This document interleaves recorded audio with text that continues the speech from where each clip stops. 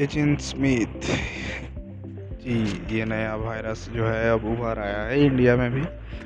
तो इससे बचने के लिए मैं आज आपको कुछ टिप्स दूंगा जिससे कि आप इस जो है वायरस यानी मालवेयर से बच सकते हैं।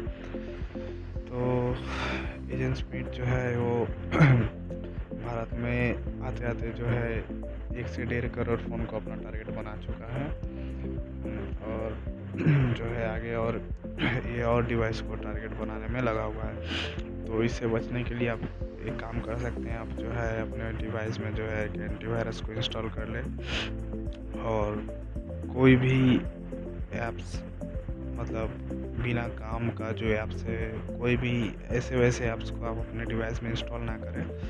और व्हाट्सएप पर ध्यान रखें कि कहीं आपके व्हाट्सएप पे ऐड वैड तो आ नहीं रहा है, क्योंकि व्हाट्सएप पे तो ऐसे ऐड आता नहीं है। अगर आपका व्हाट्सएप पे ऐड आता है तो समझ लीजिए आपका डिवाइस भी टारगेट हो चुका है। तो ये जो वायरस है ये बहुत रनिंग हो रहा है अभी, जो है ज़्यादा से ज़्यादा डिवाइस को टारगेट बना रहा है। तो एंटी मालवेयर या एंटीवायरस का जो है आप इस्तेमाल करें।